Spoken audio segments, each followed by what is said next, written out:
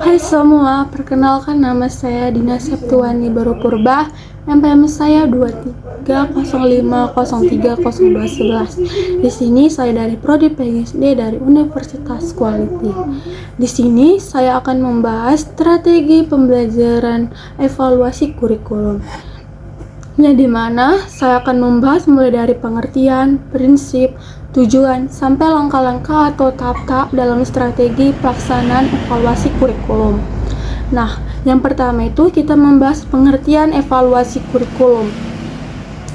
Yang dimana evaluasi kurikulum adalah proses sistematis untuk menilai efektivitas suatu kurikulum dalam mencapai tujuan pembelajaran.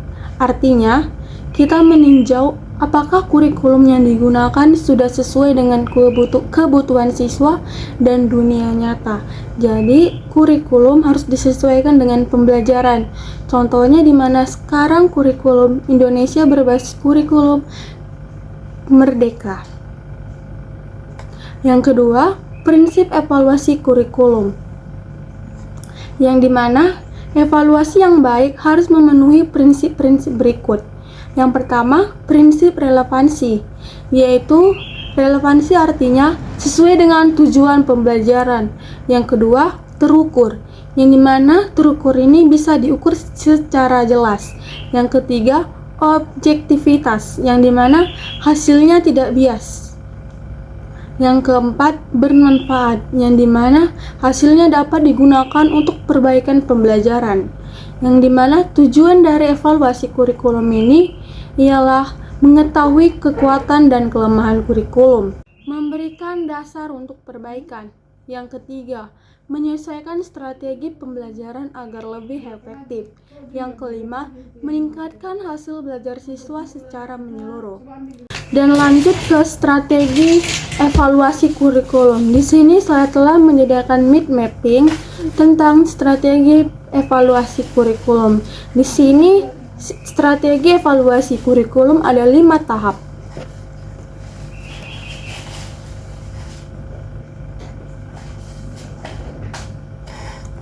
Tahap yang pertama adalah perencanaan evaluasi kurikulum, yang dimana poin pertama menentukan tujuan dan indikator, yang dimana tujuan indikator ini maksudnya menetapkan apa yang akan dievaluasi, misalnya efektivitas materi atau metode pembelajaran dan bagaimana mengukur hasil pembelajaran tersebut.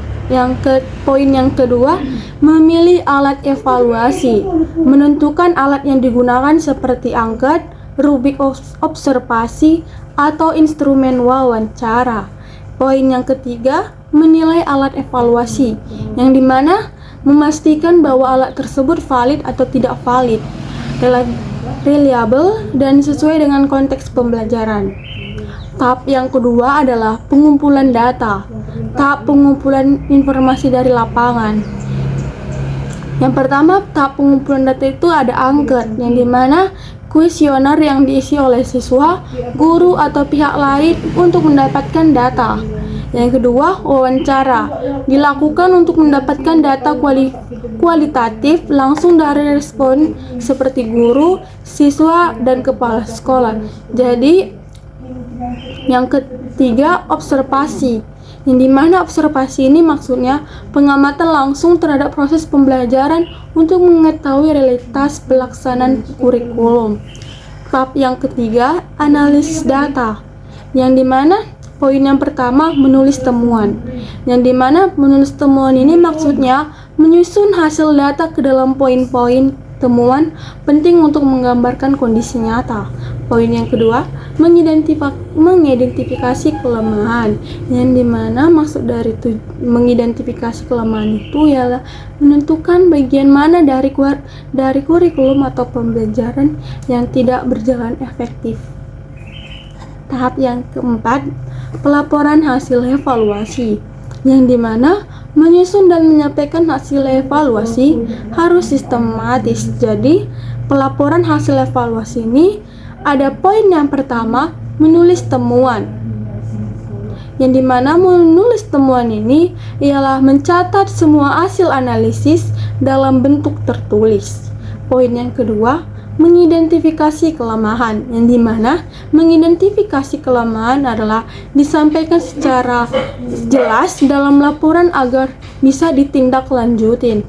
Poin yang ketiga, menilarikan pencapaian, yaitu mengevaluasi apakah tujuan pembelajaran sudah tercapai berdasarkan indikator yang ditetapkan.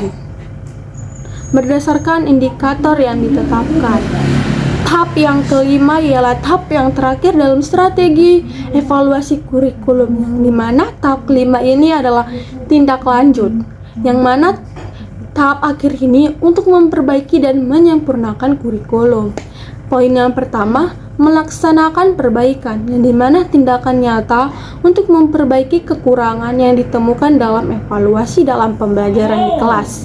Poin yang kedua, melakukan penyesuaian, yang dimana melakukan penyesuaian ini ialah menyesuaikan kembali strategi pembelajaran, materi ajar, atau sistem evaluasi berdasarkan rekomendasi evaluasi. Jadi, strategi pembelajaran dalam pelaksanaan evaluasi kurikulum bukan sekedar mengukur nilai, tapi bertujuan untuk memperbaiki proses pendidikan secara menyeluruh. Terima kasih telah menyimak video ini. Semoga bermanfaat bagi semua yang menonton. Sekian dari saya. Jika ada kata-kata yang salah ataupun kurang berkenan, mohon dimaafkan. Sampai jumpa.